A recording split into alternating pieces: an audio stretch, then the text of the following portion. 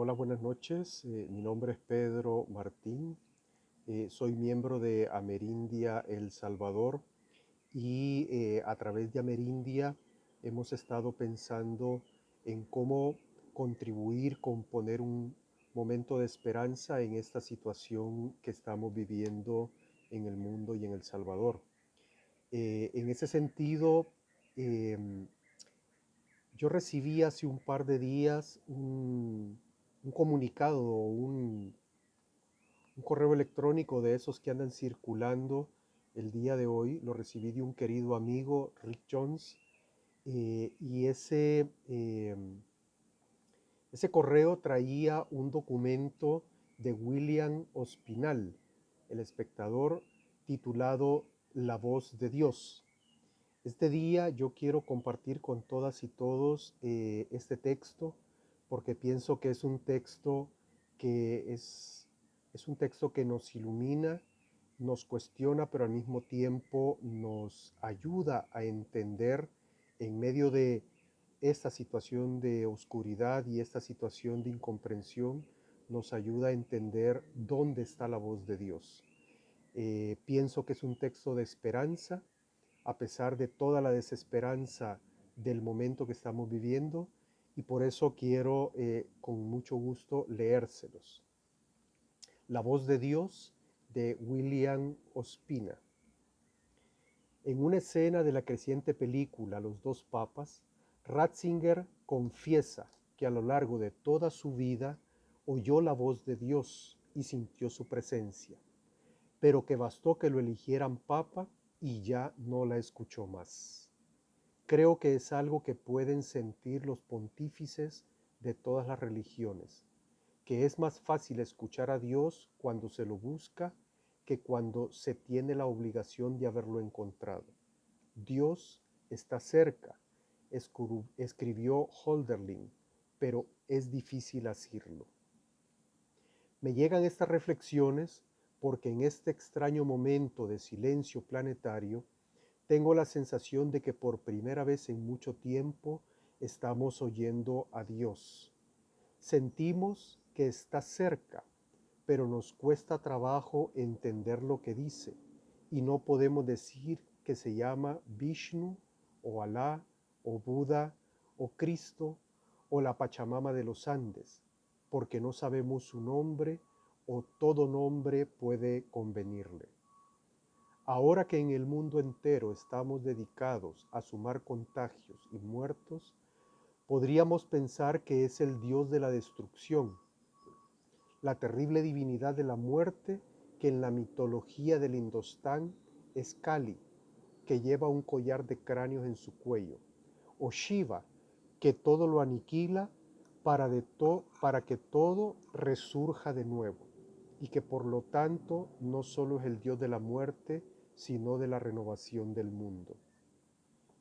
Pero como estamos descubriendo las virtudes de la modestia, de la privación, de la meditación, también podría ser Buda, o el sentido de la divinidad que Buda propuso, que nos enseña la austeridad, que señala la vanidad de nuestros derroches, que nos invita a la serenidad, a la sencillez, al desdén por las frivolidades del mundo, que nos muestra la obscenidad de la opulencia insensible.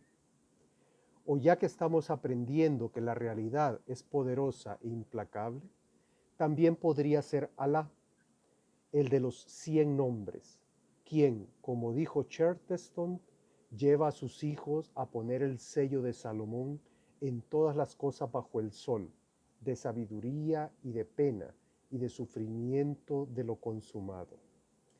Y ya que somos testigos cada día de grandes hazañas, de abnegación, de solidaridad y de ternura humana, también podría ser Cristo, que nos recuerda que sin amor a nuestros semejantes no somos nada, que debería bastarnos el pan de cada día, que nada da tanta paz como el perdón, y que haber ganado el mundo era poca cosa si por el camino perdíamos el alma. De repente no oímos ya la voz de los líderes. Los políticos a duras penas logran administrar. pero no consiguen orientar. Los sistemas dudan, las verdades vacilan, la ciencia está desconcertada, al punto de que ni siquiera sabemos si fue ella la que engendró el peligro.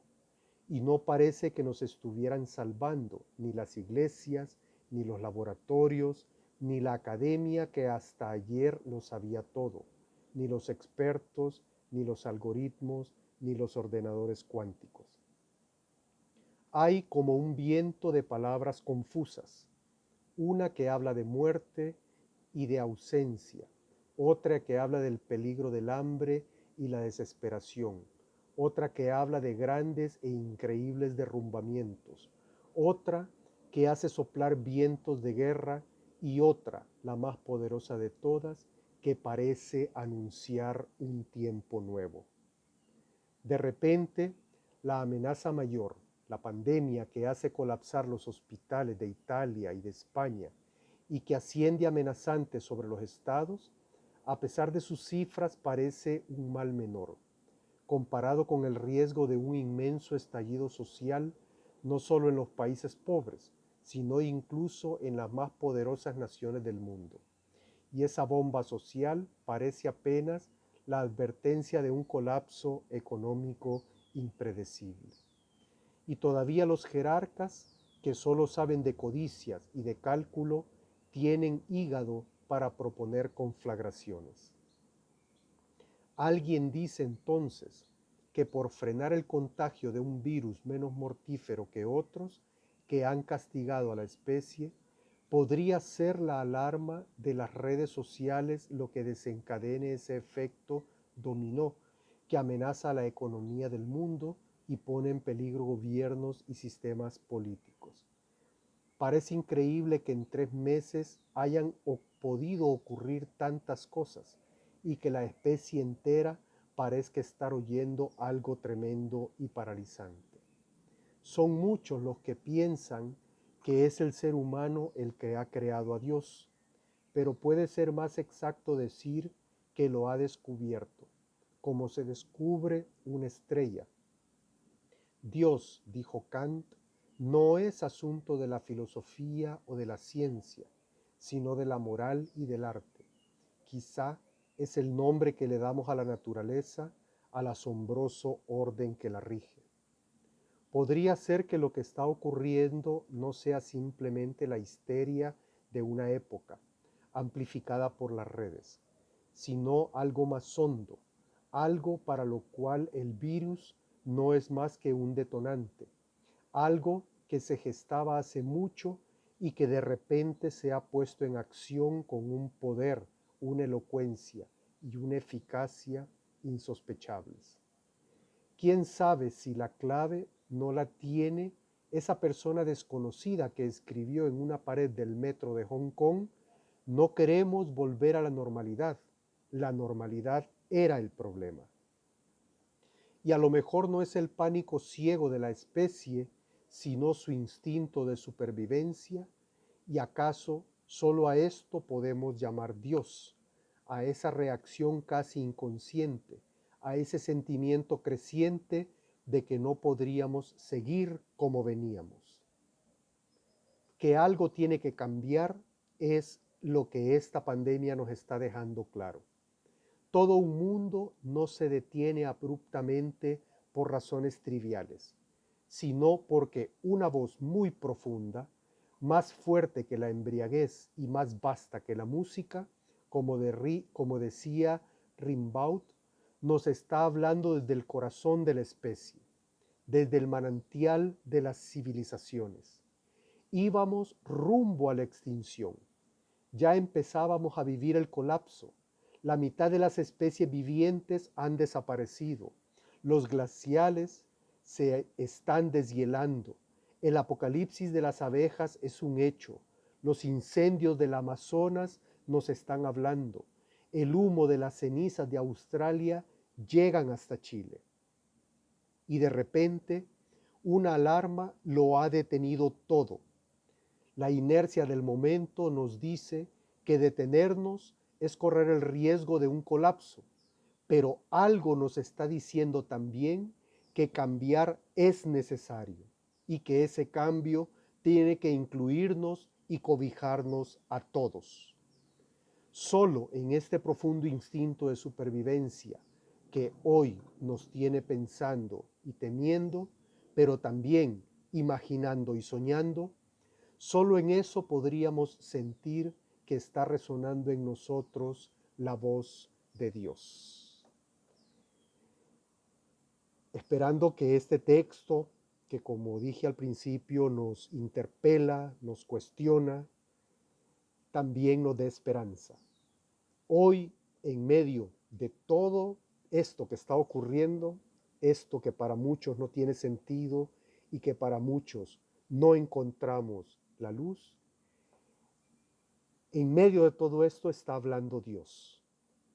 En medio de todo esto está resonando la voz de Dios. Yo quisiera terminar recordando las palabras de San Ignacio de Loyola. San Ignacio de Loyola siempre decía, Dios es siempre mayor que nosotros. Dios siempre es más grande que nosotros. Y aunque nosotros no entendamos lo que está ocurriendo, todo es parte de un plan de Dios. Entonces, yo les envío un gran abrazo, esperando que a pesar de que la noche es oscura, tengamos esperanza y confianza en Dios, sabiendo que Dios está al final de la noche para darnos un nuevo día. Con un abrazo solidario desde Amerindias, El Salvador,